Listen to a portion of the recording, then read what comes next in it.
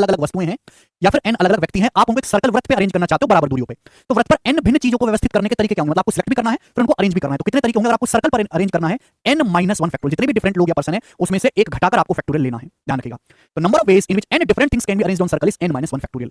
अब इसी में एक स्पेशल केस है। अब n माइनस 1 फैक्टोरियल का अरेंजमेंट कैसे भी हो सकता है, क्लॉकवाइज भी और आधा एंटी क्लॉकवाइज भी, ठीक है ना। तो यहां से बिठाना शुरू करते हैं तो हो सकता है हम घड़ी की दिशा में बिठा दें सारे लोगों को, या अपोजिट डायरेक्शन में बिठा दें, अपोजिट डायरेक्शन में बिठाना शुरू करें, तो दो अलग अलग केस यहां पर बन जाते हैं।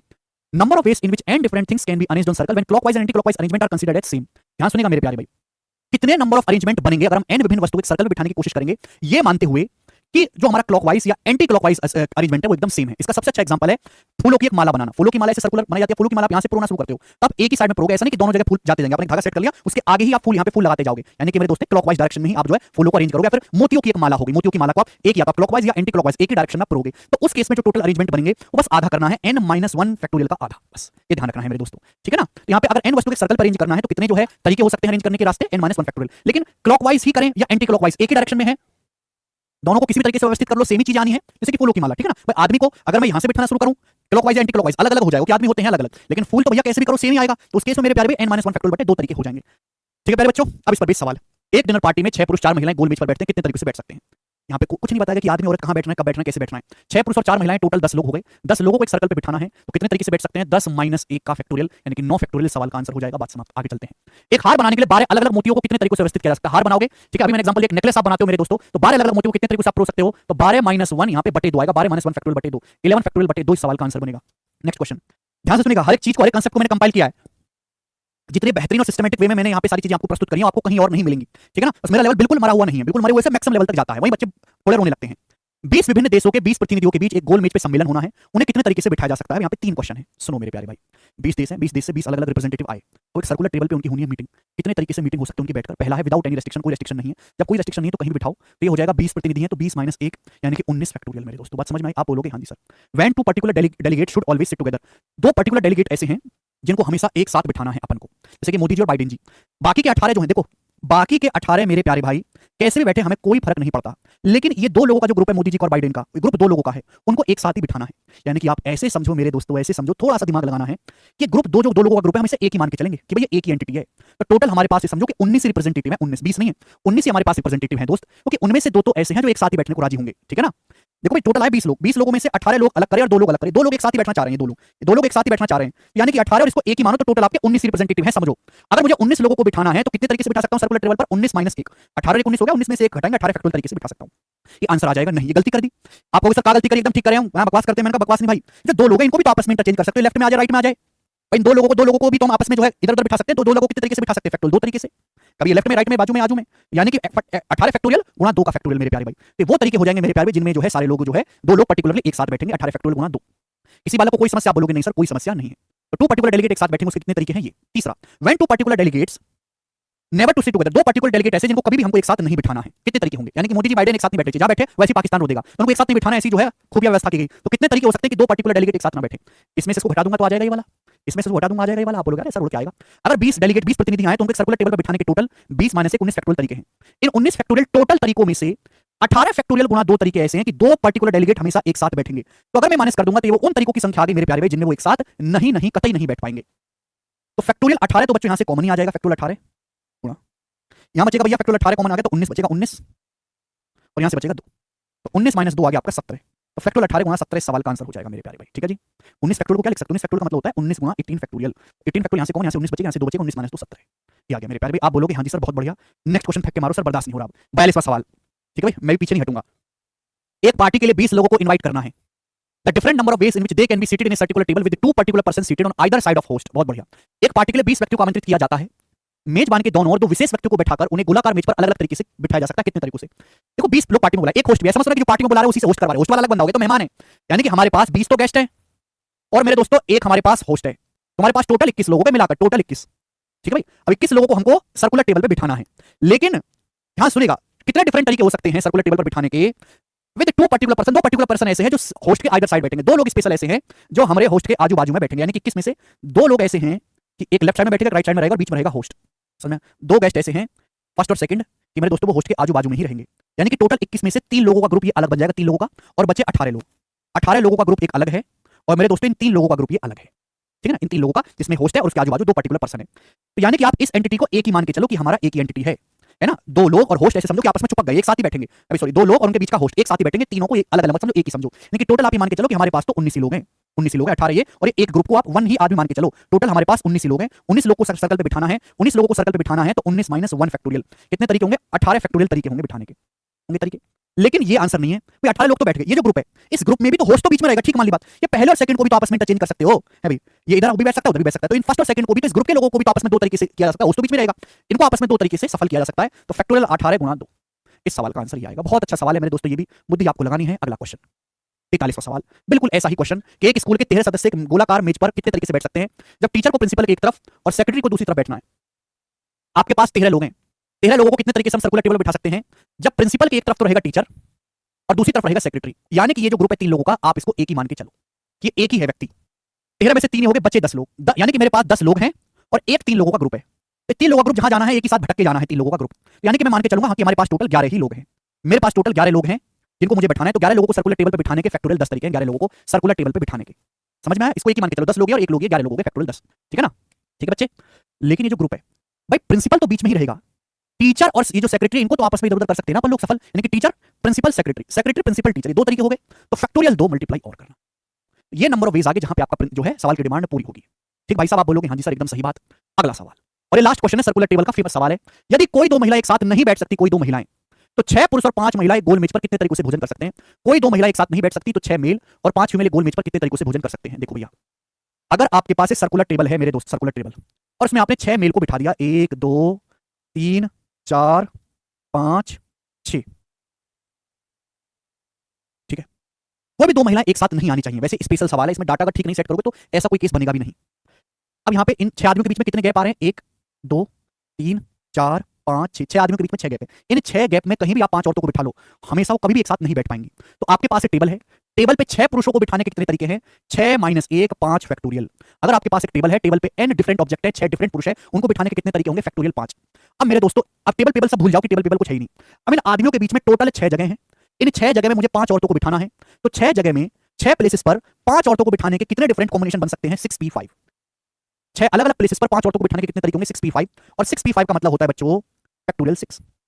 6p5 मतलब 6 की मेरे दोस्तों 5 तक गुणा करेंगे, फैक्टोरियल 6 ही हो जाएगा मेरे दोस्तों, यानी कि फैक्टोरियल 5 into फैक्टोरियल 6 इस सवाल का आंसर है, जो कि हमारा पहला ऑप्शन बनेगा। ठीक है बच्चों, तो ये था मेरे प्यारे भाई आपका परम्यूटेशन कॉम्बिनेशन का तीसरा बड़ा कंसेप्ट सर्कुलर टेबल का। मुझे लगता है आपको अच्छी तरीके से समझ में आया है। अब हमारा आखिरी कंसेप्ट बचता है, उसको भी देखेंगे। ठीक है भाई, चलेंगे। ओके भाई, अब हम डिटेल में पढ़ेंगे कॉम्बिनेशन, और कॉम्बिनेशन पे बेस्ड जितनी भी वैरायटी बनती है, कंसेप्ट बनते हैं, सवाल बनते हैं, वो मैं आपको बहुत बारीकी से समझाऊंगा। कॉम्बिनेशन की परिभाषा मैं आपको ऑलरेडी समझा चुका हूं। कॉम्बिनेशन का मतलब ओनली सिलेक्शन, एक ऐसा अरेंजमेंट जिसमें आप कुछ दी गई n वस्तुओं में से r वस्तु को सिलेक्ट करते हो बिना किसी ऑर्डर की परवाह किए, उसे हम कॉम्बिनेशन कहते हैं। ठीक है भाई, the number of combination of n object taken r at a time without repetition is NCR। इस NCR से डिनोट करते हैं मेरे प्यारे भाई factorial n upon factorial r, और ये n माइनस r फैक्टोरियल। समझ में? आप बोलोगे हां जी सर। एग्जांपल के लिए मैं आपसे कहूं कि आपके पास टोटल 5 खिलाड़ी हैं, आपके पास टोटल 5 खिलाड़ी हैं, और आप इन 5 खिलाड़ियों में से 2 खिलाड़ी की कुश्ती कराना चाहते हो। आपके पास टोटल 5 खिलाड़ी हैं और आप उनमें से कोई 2 खिलाड़ी छांट के उनकी कुश्ती कराना चाहते हो, तो बताओ कितने कॉम्बिनेशन बनेंगे? कितने जो है आप कुश्ती करवा पाओगे? आपके पास टोटल 5 खिलाड़ी हैं, 2 कुश्ती तो 2 लोगों के बीच में होती है ना, 2 का बुला के कुश्ती करवाना चाहते हो, तो कितनी आप कुश्ती करवा पाओगे? टोटल कितने कॉम्बिनेशन बनेंगे? तो कॉम्बिनेशन हो जाएंगे 5c2। और मैंने क्या बताया, इसका फॉर्मूला है, बट ये जरूरत नहीं है मेरे प्यारे भाई। 5c2 मतलब भाई नीचे अगर 2 लिखा हुआ है तो 5 की 2 बार रिवर्स मल्टीप्लाई, नीचे 2 है, 2 की रिवर्स 2 एकम, तो 5 और 20 बटा 2 यानी कि 10। तो 10 आप पेयर बना लोगे 2 लोगों के, 10 जो है आप कुश्ती देखने को आपको मिल जाएंगी। ठीक है भाई, ये सिंपल सा नियम है। अब देखिए यहाँ पे कॉम्बिनेशन के आपको प्रूफ की कोई जरूरत नहीं है मेरे प्यारे भाई, कुछ फॉर्मूले नियम आपको पता होने चाहिए, ध्यान से सुनिएगा। सबसे पहला NCR का फॉर्मूला फैक्टोरियल n, नीचे जो संख्या उसका फैक्टोरियल, यहाँ पे गलत लिखा हुआ है, फैक्टोरियल n। ठीक है भाई, और फैक्टोरियल r इनटू ब्रैकेट में क्या आ जाएगा? n minus r factorial. ठीक है भाई, ध्यान से सुनिएगा। दूसरा बहुत इंपॉर्टेंट नियम है कि NCR जो होता है वो किसके बराबर होता है? NC n माइनस r के। मैं कई बार बता चुका हूं मेरे प्यारे भाई। जैसे एग्जांपल के लिए आपसे कहा जाए कि 20c17 किसके बराबर है, तो 17 में क्या जोड़ें कि 20 हो जाए 3, 20c17 को आप लिख सकते हो 20c3। समझ में आया? और 20c3 को कैलकुलेट करने का तरीका भाई 20 गुणा 19 गुणा 18, नीचे 3 है, 3 तक उल्टी मल्टीप्लाई करो 20 की, और नीचे 3 गुणा 2 गुणा 1, ये हो गया मेरे दोस्तों। तो 3 दूनी 6, 3 18, तो 19 दूनी 38, 114, 1140 आ जाएगी वैल्यू। समझ में? आप बोलोगे हां जी सर बिल्कुल सही। ठीक है ना, यानी कि अगर NC x NC y के बराबर है, तो ये जो x और y है मेरे दोस्तों, इनका सम क्या होगा? या तो x बराबर y होगा या फिर x प्लस y जो है n होगा। इन दोनों का जो सम होगा r से माइनस r कट जाएगा। या तो भाई या तो x और y की वैल्यू बराबर होनी चाहिए, तो सेम ही चीज लिखी हुई है जो लेफ्ट साइड में राइट साइड में, या फिर ये दोनों बराबर कब होंगे? x और y का सम n होगा। ठीक है जी, आप बोलोगे हां जी सर। दूसरी बात मेरे दोस्तों, NCR प्लस NCR माइनस 1 बहुत इंपॉर्टेंट नहीं है मेरे दोस्तों, बस आप एक बार ध्यान रखेंगे, देख लेंगे। NCR प्लस NCR माइनस 1 बराबर n plus 1 CR, NCR plus NCR minus 1 बराबर n प्लस 1 CR। प्रूफ वगैरह की कोई जरूरत नहीं है कि ऐसे हम पढ़ते रहेंगे तो भैया पूरा 12वीं क्लास का सिलेबस है भैया, एक साल पढ़ते हैं, उतना टाइम नहीं है। ठीक है ना, तो आपको वही इंपॉर्टेंट चीज समझनी है जो आपके एग्जाम के लिए जरूरी है। NCR प्लस NCR माइनस 1 बराबर n प्लस 1 CR। जैसे एग्जांपल ले लेता हूं, जैसे मैंने लिख दिया 10c4 या 10c6 प्लस 10c5, बताओ किसके बराबर है? ये आ गया आपके सामने। तो आप ये कह पाओगे कि सर यहाँ पे देखो दोनों जगह n है, अगर ये r है तो r माइनस 1 है, दिखाई दे रहा है? NCR plus NCR minus one क्या हो जाएगा? एन प्लस वन, 10 में एक जोड़ेंगे 11, NCR N plus one CR, 10 में एक जोड़ोगे 11 और आर की जगह क्या है 6, 11 सी 6 इसको मैं लिख सकता हूं। समझ में आया? आप बोलोगे हाँ जी सर बिल्कुल सही समझ में आया, कोई परेशानी नहीं है। ठीक है जी, आगे आगे मोस्ट इंपॉर्टेंट कंसेप्ट आपको जानना है, समझना है मेरे दोस्तों कि एनसी0 या फिर एनसीएन, इसकी जो वैल्यू हमेशा 1 होती है। NC0 या NCN की जो वैल्यू है वो हमेशा कितनी होती है? 1 होती है। NC0 NCN की वैल्यू क्या होती है? 1। नेक्स्ट और लास्ट इंपॉर्टेंट कंसेप्ट जो आपको ध्यान रखना है, NC0 plus NC1 plus NC2 up to NCN, NC0 plus NC1 plus NC2 plus dot dot dot NCN बराबर 2 की पावर n। ठीक है भाई, अगर हमारे पास n ऑब्जेक्ट में उसमें से पहले 0 सेलेक्ट करता हूं, फिर 1 सेलेक्ट करता हूं, फिर 2, फिर 3 और टोटल जितने कॉम्बिनेशन बनाए जा सकते हैं, एक बार 0 सेलेक्ट, एक बार 1, एक बार 2, एक बार 3 और टोटल क्या हो जाएगा? सबको ऐड करूंगा तो जो वैल्यू आएगी 2 की पावर n होगा, 2 की पावर n। ठीक है जी, कोई परेशानी इसमें? आप बोलोगे नहीं सर कोई परेशानी नहीं, NC0 plus NC1 plus NC2 plus dot up to NCN बराबर 2 की पावर n। मुझे लगता है यहां तक सभी बच्चों को बातें समझ में आई हैं। ठीक है ना, बड़ी आसान सी बातें थी मेरे दोस्त। देखो वैसे तो इसमें और भी काफी सारे नियम है पर मैंने कहा कि जरूरत नहीं है। एक बात और आपको रहेगी यहाँ पे बतानी कि NC1 जो होता है मेरे दोस्तों, NC1 इसकी जो वैल्यू होती है वो n होती है मेरे प्यारे भाई। जैसे मैं आपसे पूछूं 5C1, 5 में से एक वस्तु चुनने की कॉम्बिनेशन, अभी 5 लोग हैं, एक आदमी चुनना, कितने तरीके से सेलेक्ट कर सकते हो? 5 तरीके से। 5C1 ही तो बोलेंगे उसे, 5 में से एक वस्तु चुनने का कितने कॉम्बिनेशन है? 5C1, 5 तरीके होंगे। ठीक है भाई, चलिए अब मेरे को आपको यहाँ पे दो चीजें समझानी है, बड़े प्यार से आप समझने की कोशिश करेगा, बहुत प्यार से। आपके पास n आइडेंटिकल वस्तुएं हैं, n एक जैसी वस्तु है, कोई भेदभाव नहीं है। आप कुछ भी मान लो मेरे प्यारे भाई, जैसे कि आपके पास चॉकलेट है, आपके पास चॉकलेट है डेयरी मिल्क की, डेयरी मिल्क क्या है? कैडबरी की आपके पास चॉकलेट है, 1 2 3 4 5 6, ये चॉकलेट है मेरे दोस्तों। समझ में आया? सारी चॉकलेट जो है सेम 100 रुपए वाली चॉकलेट है आपके पास, सारी आइडेंटिकल है, सारी एक जैसी एक समान चॉकलेट है, कैडबरी की 6 चॉकलेट है 100 रुपए वाली। तो अब अगर मुझे इनमें से एक चॉकलेट चुननी हो तो कितने तरीके होंगे? अगर मुझे इनमें से एक चॉकलेट चुननी हो, number of ways of selecting one thing, बताओ। तो आप कहोगे सर n आपके पास चॉकलेट है, n तरीके होंगे निकालने के, कोई भी एक निकालो। मैं कहा भाई ये सारी वस्तुएं आइडेंटिकल हैं, चाहे आप इसको निकालो, चाहे इसको निकालो, चाहे इसको निकालो, आपके हाथ में सेम चॉकलेट आनी है, सेम कीमत की, सेम टेस्ट की, तो एक ही तरीका हुआ ना। इन वस्तुओं में कोई भेदभाव तो नहीं है, सारी एक ही वस्तुएं हैं। आप कोई भी चॉकलेट निकालो, आपको सेम रिजल्ट, सेम चॉकलेट आपके पास आने वाली है। तो अगर आपके पास 6 चॉकलेट आइडेंटिकल होनी चाहिए, डिफरेंट नहीं है मेरे दोस्तों। अगर यहाँ पे डिफरेंट होता तो आंसर हो जाता 6 तरीके। अगर एक चॉकलेट 5 वाली, 10 वाली, 15 वाली, 20 वाली, 25 वाली, 50 वाली है, मैं आपसे पूछता इनमें से एक चॉकलेट निकालने के कितने कॉम्बिनेशन है, तो 6 हो जाते, क्योंकि यहाँ पे सारी चॉकलेट अलग अलग है मेरे दोस्तों। बट यहाँ पे मेरे प्यारे भाई, you are seeing that all are identical. आप इसमें से कोई भी एक चॉकलेट निकालो, आपको सेम रिजल्ट मिलने वाला है। कितना तरीका है? एक। तो number of selecting one thing, एक वस्तु को चुनने के तरीकों की संख्या 1।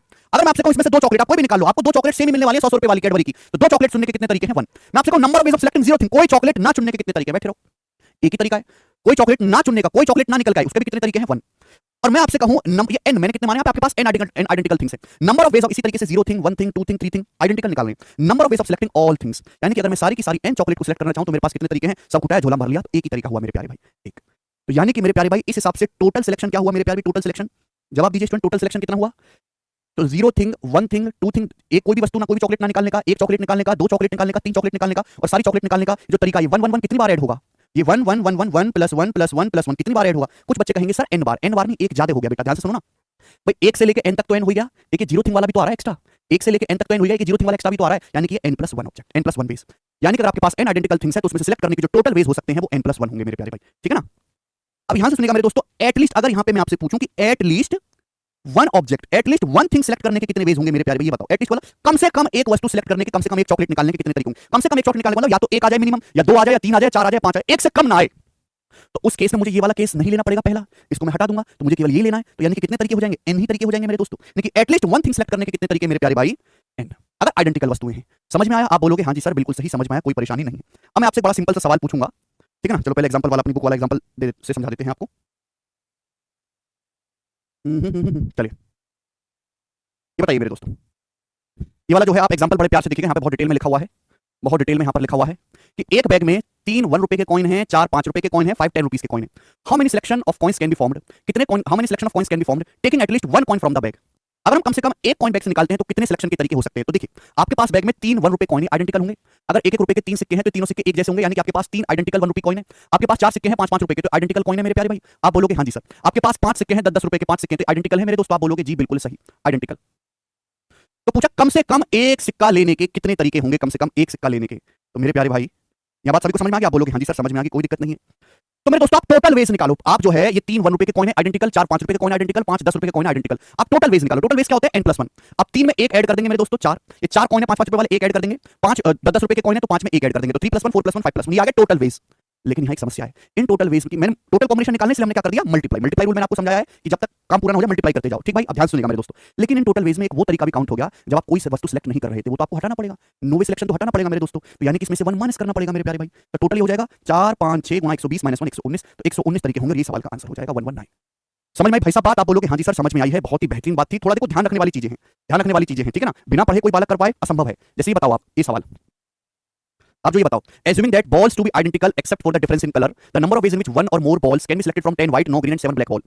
आपके पास जो है मेरे दोस्तों यहाँ पर बॉल, आपके पास बॉल है, उनको आइडेंटिकल मानना है केवल कलर को छोड़ के। आपके पास 10 जो है व्हाइट बॉल है, 9 आपके पास ग्रीन बॉल है और 7 आपके पास ब्लैक आइडेंटिकल बॉल है मेरे दोस्तों, ठीक है ना। अब उनमें से क्या बोला, एक या अधिक गेंदों को कितने तरीके से चुना सकता है, एक या अधिक यानी कि एटलीस्ट वन बॉलों को कितनी तरीके से सिलेक्ट किया जा सकता है, आपसे पूछा है मेरे प्यारे भाई, ठीक है जी। आप बोलोगे सर करेंगे एटलीस्ट वन, पहले टोटल वेज निकालो। 10 व्हाइट बॉल है, 10 white ball identical 10 white ball है मेरे दोस्तों, आपको उनमें से सिलेक्ट करने के टोटल कितने तरीके हो सकते हैं, 10 जमा 1 11 n+1। 9 ग्रीन बॉलों को सिलेक्ट करने के टोटल वेज हो सकते हैं 9 1 10। 7 ब्लैक बॉल को सिलेक्ट करने के टोटल वेज हो सकते हैं 7 और 1 8। अब आपको एटलीस्ट वन बॉल लेनी है मेरे दोस्तों, तो इसमें से आपको एक माइनस करना पड़ेगा, तो ये कितना आ जाएगा मेरे दोस्तों 880 - 1 879। इस सवाल का आंसर होगा 879। मुझे लगता है सवाल को समझ में आया है, सी ऑप्शन एकदम ठीक है 879। बोलो ठीक। अगर आपसे इस सवाल में हल्का सा चेंज, वैसे अभी एसएससी में एग्जाम्स में नया नया चैप्टर आना शुरू हुआ तो यही लेवल पूछेगा, 2-3 साल बाद भाई जब ये चीज पुरानी हो जाएगी सब बच्चे के लिए, है ना, घर की खेती की तरह बन जाएगी, तो आगे पूछेगा। अगर यहाँ पे बोल देता at least one ball of each type, तो क्या होता, बनाएंगे ठीक है भाई। एटलीस्ट वन बॉल सेलेक्ट करने के तरीके, एटलीस्ट वन बॉल सेलेक्ट करने के तरीके मेरे प्यारे भाई, ठीक है जी। अब मैंने आपसे पूछ लिया यहाँ पर एटलीस्ट, आप मुझे बताओ कि ईच टाइप की अगर वन बॉल सेलेक्ट करनी हो तो कितने तरीके हैं, बोलो।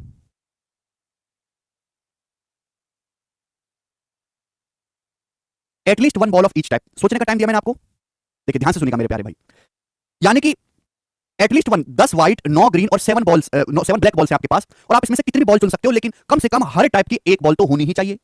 तो एटलीस्ट वन सेलेक्ट करने के क्या जो है मेरे दोस्तों कितने कॉम्बिनेशन है, n। अगर आपको n आइडेंटिकल ऑब्जेक्ट्स में से एटलीस्ट एक ऑब्जेक्ट चुनना है तो कितने वेज से आप चुन सकते हो, n वेज से। तो अगर 10 व्हाइट बॉल में से एटलीस्ट एक बॉल सेलेक्ट करनी है तो कितने वेज है, 10 मल्टीप्लाई, ठीक है। 9 ग्रीन बॉल्स में से एटलीस्ट वन सेलेक्ट करनी है तो कितने तरीके हैं, 9, और 7 ब्लैक बॉल में से एक एटलीस्ट वन सेलेक्ट करने के कितने तरीके हैं, 7, तो आ जाएगा 630, और इस सवाल का आंसर हो जाएगा 630। समझ में बात, आप बोलोगे हाँ जी बस आपको इसमें ये जानना आइडेंटिकल वालों में। अब ना मेरे दोस्तों ये बात सुनिएगा आप, ऑल पॉसिबल सिलेक्शन, ठीक है भाई, ऑल पॉसिबल सिलेक्शन। अगर आपके पास आइडेंटिकल थिंग्स ना हो के डिफरेंट अलग अलग वस्तुएं हो मेरे प्यारे, अलग अलग वस्तुएं एंड डिफरेंट थिंग्स हो, तो एन डिफरेंट थिंग्स में इसको सिलेक्ट करने के टोटल कितने वेज हो सकते हैं। जैसे आपके पास चॉकलेट है, कैडबरी की अलग अलग चॉकलेट है, एक 5 रुपए वाली, कोई 10 रुपए वाली, सबका अलग अलग है, ये अलग है मेरे दोस्तों, ये अलग है, सारी चॉकलेट डिफरेंट डिफरेंट है, 6 चॉकलेट है आपके पास। मैं आपसे कहूं कि इनमें से कोई चॉकलेट ना सिलेक्ट करने के कितने तरीके होते हैं, number of ways of selecting 0 thing, पहला केस। तो आप कहोगे सर कोई चॉकलेट ना सिलेक्ट करने के तरीके ऐसे बैठे रहो, एक ही तरीका है आलस की तरह, वन वेज एनसी 0, कोई चॉकलेट ना सिलेक्ट करने के तरीके। अब आपके पास जैसे 6 डिफरेंट डिफरेंट आर्टिकल है, इनमें से कोई एक सिलेक्ट करने के कितने तरीके हो जाएंगे, 6C1, 6C1। यानी कि अगर आपके पास n डिफरेंट थिंग्स है, उनमें से एक आर्टिकल सिलेक्ट करने के तरीके कितने होंगे, nC1। इन n डिफरेंट वस्तुओं में से अगर मुझे 2 सिलेक्ट करनी हो, आउट ऑफ टोटल है 2 सिलेक्ट करनी, तो कितने तरीके हो जाएंगे, nC2। बिल्कुल ऐसे ही चलता जाएगा कि अगर मुझे इन n वस्तुओं में से 3 सिलेक्ट करने हो तो फिर कितने तरीके हो जाएंगे मेरे प्यारे भाई, nC3, 3 वस्तु सिलेक्ट करने की आउट ऑफ n। ऐसे चलता जाएगा, और आखिर में मेरे दोस्तों number of ways of selecting all n things, अगर मुझे टोटल n वस्तुओं में से n ही सिलेक्ट करनी हो तो कितने तरीके हो जाएंगे, nCn, जो कि 1 होता है भाई। आपके पास 6 चॉकलेट है, 6 की 6 सिलेक्ट करने कितने तरीके हो जाएंगे, 6C 6 तरीके हो जाएंगे, यानी कि एक ही तरीका सारी की सारी उठा लो, NCN। तो आप बोलोगे टोटल पॉसिबल वेज कितने आ गए, या तो आप कोई सिलेक्ट नहीं कर रहे, n डिफरेंट वस्तु में से कुछ भी सिलेक्ट करने के टोटल कितने वेज हैं, या तो आप 0 सिलेक्ट करोगे, या आप 1 या 2 या 3 या 4 या 5 या ऑल, इसके अलावा तो कुछ नहीं होगा। तो टोटल कितने वेज हो सकते हैं मेरे प्यारे भाई, तो आपको इन सबको जोड़ना पड़ेगा, आपको इन सबको क्या करना पड़ेगा, जोड़ना पड़ेगा, NC0 फिर NC1 फिर NC2 और up to dot dot dot आखिर में NCN। और कितना आ जाएगा मेरे प्यारे, मैंने अभी आपको बताया था 2 की पावर n आ जाएगा। स्टूडेंट्स ये आ गया 2 की पावर n, यानी कि टोटल पॉसिबल जो वेज होंगे वो 2 की पावर n होंगे, ठीक है ना, n डिफरेंट थिंग्स में से सिलेक्ट करने के। अब अगर यहाँ पे एटलीस्ट 1 होता तो क्या होता मेरे दोस्त, सवाल का आंसर एटलीस्ट 1 थिंग सिलेक्शन। आप मुझे बताओ at least 1 thing selection, at least 1 thing selection का मतलब हो जाता है कि अगर आपके पास n डिफरेंट वस्तुएं हैं मेरे प्यारे भाई, और आप उसमें से जो टोटल आपकी सिलेक्शन के तरीके वो 2 की पावर n है, लेकिन आप कम से कम एक वस्तु या फिर 2 या 3 या 4 मैक्सिमम कितने ले सकते हो, लेकिन मिनिमम एक होनी ही चाहिए, आपको सेलेक्ट करना है, तो ये केस आपको माइनस करना पड़ेगा। यानी कि जब मैं इसको ऐड करूंगा भाई आपको ये माइनस कर देना, NC0 1 होता है मेरे प्यारे भाई, मैंने पढ़ा दिया, 1 जब उधर जाएगा तो क्या हो जाएगा, -1। दिस विल बिकम 2 की पावर n -1। आप बोलोगे हाँ जी सर बिल्कुल सही, कोई परेशानी नहीं, बिल्कुल दिमाग में फिट हो गया। अब इस पे बेस्ड एक छोटा सा एग्जांपल आपके सामने यहाँ पे लिखा हुआ है, बताओ। आपके पास 5 डिफरेंट फिजिक्स बुक है, 4 डिफरेंट केमिस्ट्री बुक है, और 6 मेरे दोस्तों ये मैथ्स बुक है। मैथ्स बुक है लेकिन सारी की सारी मैथ्स बुक भी 6 की 6 डिफरेंट है, अलग अलग। 5 डिफरेंट फिजिक्स बुक है इस तरीके से, P1 P2 P3 P4 P5 अलग अलग, ठीक है ना। 4 केमिस्ट्री की बुक है, C1 C2 C3 C4, ठीक है भाई, और 6 मैथ्स की बुक है, ये डिफरेंट डिफरेंट है, M1 M2 M3 M4 M5 M6। ये हुआ मेरे दोस्तों। तो मैं आपसे जानना चाहता हूं, और आप मुझे सोच समझ के जवाब दीजिएगा प्यारे बच्चे, कि एटलीस्ट 1 बुक सेलेक्ट करने के कितने तरीके हैं, जवाब दो, एटलीस्ट 1 बुक।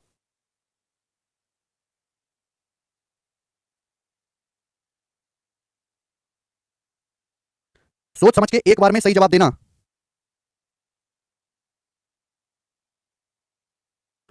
देखिए इसमें तो कुछ है ही नहीं, एटलीस्ट 1 बुक, एटलीस्ट 1 बुक।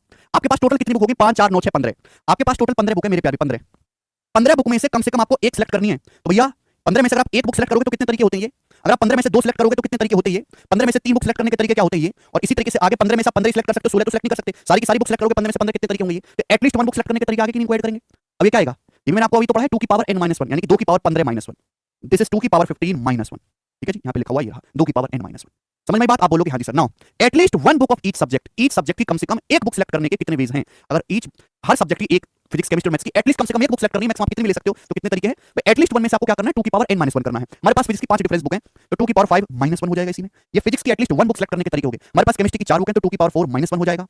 हमारे पास मैथ्स की 6 बुक हैं, तो मैथ्स की 6 बुक में से कम एक सेलेक्ट करने के कितने तरीके? ये तो टोटल वेज कितने हो जाएंगे? मल्टीप्लाई। ये आंसर हो जाएगा। समझ में आया? आप बोलोगे हाँ जी सर बिल्कुल सही समझ में आया है, कोई परेशानी नहीं है। ठीक है दोस्त, आगे चलें। अगर मैं इस सवाल में आपसे हल्का सा चेंज कर देता हूं, ठीक है ना, और ये मैक्सिमम लेवल है जो आपके पेपर, देखो ऐसा नहीं कि यही है केवल, यहां अंत हो जाती है चीजें, नहीं, इसके अलावा भी परमुटेशन कॉम्बिनेशन में आगे बहुत कुछ है, उसकी कोई लिमिट नहीं है, लेकिन आपके लेवल के हिसाब से जो आपके पेपर पूछा जाएगा ये मैक्सिमम है, इससे ऊपर नहीं जाएगा। अब मैंने यहाँ पे चेंज कर दिया थोड़ा सा, बोला है 5 डिफरेंट फिजिक्स की बुक है, 4 अलग अलग केमिस्ट्री की बुक है और 6 आइडेंटिकल मैथ्स बुक है, यानी कि मैथ्स की जो बुक है वो आइडेंटिकल है। को सिलेक्ट करने के कितने तरीके हैं? At least one book. मैंने आपको बताया number of selecting one, at least one book out of जो है n आइडेंटिकल थिंग्स, n एक समान वस्तु में से कम एक वस्तु सिलेक्ट करने के कितने तरीके हैं? n। बात समझ में आती है? उसके बाद प्यार से समझने की कोशिश करेगा, n डिफरेंट थिंग्स में से एटलीस्ट वन सिलेक्ट करने के कितने तरीके हैं? 2 की पावर n माइनस 1, 2 की पावर n माइनस 1। अब यहां पर आपको देखो 5 तो डिफरेंट फिजिक्स की बुक है और आपकी 4 डिफरेंट केमिस्ट्री की बुक है, लेकिन मैथ्स की सारी बुक आइडेंटिकल हैं। एटलीस्ट वन बुक सिलेक्ट करने के कितने तरीके हैं मेरे दोस्तों? देखो आप यहां से एटलीस्ट वन को छोड़ो, आप टोटल वेज निकालो, टोटल वेज। 5 डिफरेंट फिजिक्स की बुक को सिलेक्ट करने के कितने तरीके हैं? 5 डिफरेंट फिजिक्स की बुक को सिलेक्ट करने के टोटल वेज कितने? 2 की पावर 5। 4 डिफरेंट केमिस्ट्री की बुक को सिलेक्ट करने के टोटल कितने वेज हैं? 2 की पावर 4, 2 की पावर 4 लिखा हुआ है ना, लिखा हुआ है टोटल पॉसिबल वेज। 6 आइडेंटिकल, 6 एक जैसी गणित की बुक को सिलेक्ट करने के कितने तरीके? 6 + 1 7। ये टोटल वेज आ गए मेरे दोस्तों, टोटल वेज यहां से बुक सिलेक्ट करने के टोटल वेज। लेकिन इन टोटल वेज में एक वो भी है नो सिलेक्टिंग वाला, इन टोटल वेज में एक वो भी तरीका जो कोई सिलेक्ट ना किया जाए। तो अगर मैं इसमें से एक माइनस कर दूंगा तो आ गया एटलीस्ट वन वाला आ गया। बताओ फर्क क्या पड़ा इसमें? यही तो वही तो है, बस यहाँ पे ये फर्क पड़ा है। 2 की पावर 5 और 2 की पावर 4 तो 2 की पावर 9 ही हो जाएगा ना। तो यहाँ पे जो मैंने लिखा था कहाँ गया? पहले जो मैंने आपको लिखा था कि यहाँ पे अगर सारी डिफरेंट थी तो क्या किया? 2 की पावर 15, 2 की पावर 15, अगर यहाँ पे सब डिफरेंट होता तो 2 की पावर 5 गुणा 2 की पावर 4 गुणा 2 की पावर 6, ये टोटल वेज हो गए और इसमें से -1 किया, ये क्या आ गया? 2 की पावर 15 -1 लिख दिया था मैंने। अब यहाँ पे 2 की पावर 6 ये नहीं आएगा क्योंकि सारी आइडेंटिकल कर दी, तो क्या आ जाएगा? 7 आ जाएगा, बस यही तो फर्क पड़ा और तो कोई फर्क पड़ा नहीं। ठीक है बच्चे, आप बोलोगे हाँ सर। अब दूसरा केस दिखेगा, at least one book of each subject की कम से कम एक बुक सिलेक्ट करने के कितने तरीके हैं? At least one book of each subject, if you are selecting one book of each subject at least, तो 5 डिफरेंट फिजिक्स की बुक है, इनमें से कम एक सिलेक्ट करने के कितने तरीके हैं? 2 की पावर 5 -1। 4 केमिस्ट्री की बुक्स में से डिफरेंट केमिस्ट्री बुक्स में एटलीस्ट वन सिलेक्ट करने के कितने तरीके हैं? 2 की पावर 4 -1। और 6 मैथ्स की आइडेंटिकल बुक है, इनमें से एटलीस्ट वन सिलेक्ट करने के कितने तरीके हैं? 6 एन आइडेंटिकल थिंग्स में से एटलीस्ट वन सिलेक्ट करने के तरीके हैं n, सबकी मल्टीप्लाई कर देंगे और ये आपके सवाल का आंसर हो जाएगा। ठीक है प्यारे स्टूडेंट्स, आप बोलोगे हाँ जी सर बहुत सही। तो देखो ये दो कंसेप्ट आपको समझाने थे, मैंने आपको समझाए दोनों कंसेप्ट और फिर मैंने आपको उन पे एग्जांपल भी ले लिया, सभी को समझ में आया होगा। ठीक है ना, चलो आगे चलेंगे। अब यदि 19C3R बराबर 19CR + 3 है तो इनका मान बताओ, बताएंगे। यदि ये बराबर है तो या तो दोनों सेम होगा, अगर मैं दोनों को सेम करता हूं तो 3R बराबर R + 3, तो R का मान आ जाएगा यहां से 3/2, ये आ जाएगा R का मान। ये तो पॉसिबल नहीं है मेरे दोस्तों, फ्रैक्शन डेसिमल रूट में नहीं होना चाहिए कॉम्बिनेशन, ये हटाओ। यदि यानी कि मेरे दोस्तों भी मैंने समझाया कि NCR जो है किसके बराबर होता है? NCn - R के, यानी कि इन दोनों का जो सम होगा वो n होना चाहिए। इन दोनों का सम क्या आएगा? 3R + R 4R, 4R + 3 बराबर 19। यहां से 4R बराबर आ जाएगा 19 - 3 16, तो स्मॉल r कितना आ जाएगा? 4, 4 × 16, 4 इस सवाल का आंसर है बी ऑप्शन। ठीक है भाई, नेक्स्ट 17C4 + 17C14 का मान क्या है? ठीक है, बेसिक सवाल है मेरे दोस्तों, मैंने अपनी तरफ से जो है बना दी बच्चों को, इतनी सिंपल सी चीज पूछने लगे। कभी कंसेप्ट सिखाया कि NCR + NCR - 1 बराबर n + 1 CR, सिखाया था कि नहीं? आप कहोगे सर यहाँ तो ऐसा है नहीं है, देखो जरा खोल के दिमाग। 17C4 + 17C14, अब ये 14 क्या है भाई? 17C14 को ये भी तो लिख सकता हूँ 17C3, अब 14 3 17 होता है, 17C3 लिख सकते हैं। अब अगर NCR है तो NCR - 1 नहीं है तो क्या आ जाएगा? n + 1 का मतलब 17 × 18, n + 1 CR और R कितना है? 4, तो 18C4 इसका आंसर है। ठीक है भाई, अब बोलोगे सर बहुत बढ़िया। अब यहां से प्रॉपर सवाल शुरू है कॉम्बिनेशन के। In how many ways 5 student can be selected out of 9 students? 9 students में से 5 स्टूडेंट कितने वेज से सिलेक्ट किए जा सकते हैं? नॉट अरेंज नहीं करना, सिलेक्ट किए जा सकते हैं। तो 9 में से 5 स्टूडेंट कितने तरीके से सिलेक्ट किए जा सकते हैं? 9C5। अब 9C5 हो गया, 9C5 को आप ऐसे भी लिख सकते हो 9C4, 5 4 9, और 9C4 कैलकुलेट करने का तरीका क्या है? 9 8 7 6, भाई नीचे 4 है तो 4 तक रिवर्स जाना है, फिर नीचे 4 3 2 1। ठीक है भाई, तो यहाँ पे 4 दूनी 8 से आपका 8 कट जाएगा और 3 से 6 दो बार कट जाएगा, तो 9 7 63 दूनी 126, 126 इस सवाल का आंसर होगा बी ऑप्शन, 126। बोले हाँ, आप बोलोगे जी एक पार्टी में 12 लोग हैं, यदि उनमें से प्रत्येक एक दूसरे से हाथ मिलाते हैं तो पार्टी में कितने हाथ मिलते हैं? पार्टी में 12 लोग हैं मेरे प्यारे भाई, अब हाथ मिलाने के लिए कितने लोगों की जरूरत है? 2 लोग। हर 2 लोगों को आपस में कॉम्बिनेशन बना वो हाथ मिलाएंगे। ठीक है भाई, काफी कुछ मिला सकते हैं लेकिन हाथ मिलाने के लिए 2 लोगों की जरूरत है। मतलब इनडायरेक्टली में सवाल ये है कि 12 लोग पार्टी में हैं तो 12 में से 2 लोगों के कितने ग्रुप बनाए जा सकते हैं? बस पार्टी में अगर 12 लोग हैं तो 2 लोगों के कितने ग्रुप बनाए जा सकते हैं? 12C2, 2 लोगों का ग्रुप हाथ मिलाएगा आपस में, तो 12 × 11/2, ये तो हो जाएगा मेरे दोस्तों 2 × 12 यानी कि 66 सवाल का आंसर हो जाएगा सी ऑप्शन।